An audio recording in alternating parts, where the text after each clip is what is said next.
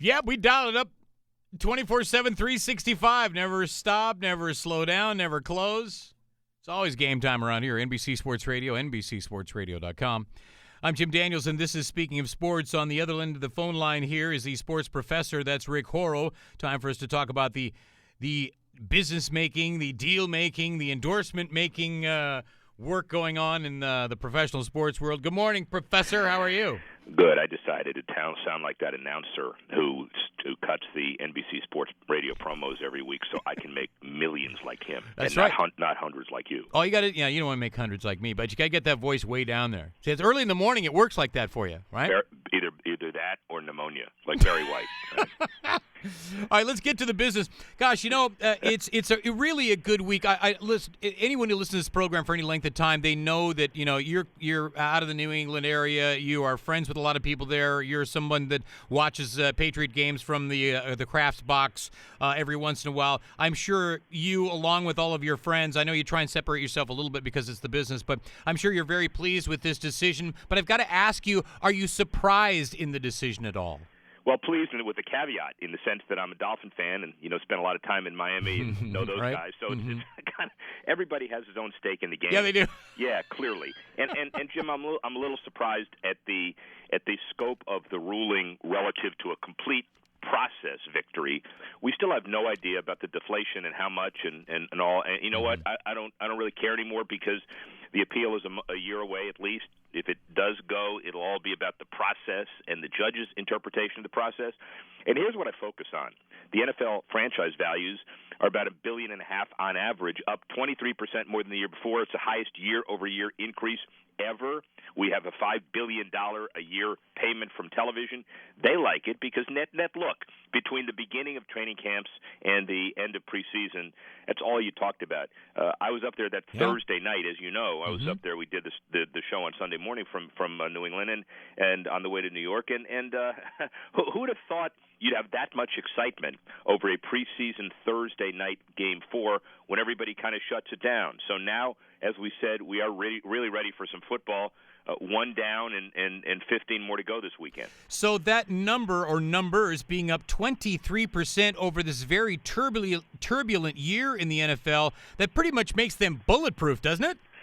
Well, it could have been 30%, or maybe it could have been 15% because people would have talked about them less. Yeah, I would say a league that ends up destined to be $25 to $26 billion a year by the mid-2020s. I would call it bulletproof. Let's not hold a bake sale for Roger Goodell, no matter which owners like him or not. Yeah, right. Next up, I want to talk some fantasy football numbers because you have staggering facts in the Horrow Sports Brief this morning. 60 million people are playing fantasy football now, and they're spending upwards of $465 million in the process there. $26 billion annual industry and growing faster than any sports industry market. I mean, is anything growing faster or becoming bigger than fantasy football? Anything at all? My losses in the stock market. Yeah, but we're not. This is the finance show, okay? We're trying to get away from that, but maybe we are. How are we getting away from finance? Well, we're playing daily, and we're playing yearly, and we're trying to win money. Every one of these major fundraisers, FanDuel's, DraftKings, they're all having major sponsorships everywhere. I heard some people saying, I'm getting sick of the commercials. You know you're arriving when you're getting sick of the commercials. Now we've got companies like Sports Manias, who had that Knight Foundation sponsored conference on journalistic ethics, and I looked at their ad campaigns. Kind of interesting. They say download, import, and dominate. Here's the point: everybody's marketing campaign is geared to winning money and beating your neighbor. And if you only have 60 million people playing fantasy, I can't tell or find anybody who's not. Tell you the truth. Just about right, really, with that number. Rick Horrow is the sports professor. We're talking the business of sports. We've talked a lot about the move to Los Angeles. I think Steve Ballmer woke people up when he pointed out that, there's only so many teams in Los Angeles of any kind of sport. I'll overpay. I don't care. I got plenty of money.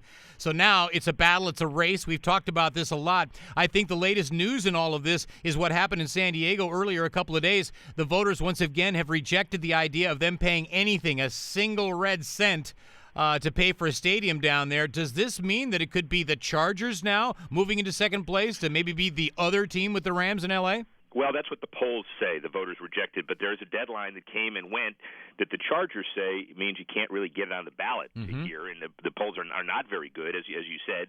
In St. Louis, the politicians are pushing it through, regardless of what the polls say, not good or bad. That's what they're doing. And in Oakland, you don't know what they're doing. And so remember what we're always saying, keep your eye on the ball. Now the real ball. When the season's over, we look at which deals are done. San Diego, Oakland, St. Louis. The ones that are done have the opportunity and presumption of staying in that city. The ones that are not, look at Los Angeles. And, by the way, the other piece of this, which is interesting, if I'm an agent, look at Lagardère Unlimited, for example, their football division. They represent Amari Cooper with the Raiders, Tavon Austin with the Rams, just a couple of ideas. You got to negotiate a contract now, and you probably have to negotiate a short-term lease to keep your guy in town because he may be moving. It's just almost head spinning trying to keep up with the numbers. This is exactly why we have Rick on here every week, because the numbers are just staggering and eye popping when you see what's going on in the sports world. I ask this all the time: how high can it go? And the answer is higher than we're seeing right now. Rick, thanks once again for your time this morning. Always great to catch up with you and have you on the program. Thanks for being with us on NBC Sports Radio. You have me on because you love me. I'll see you next week. That's right, buddy.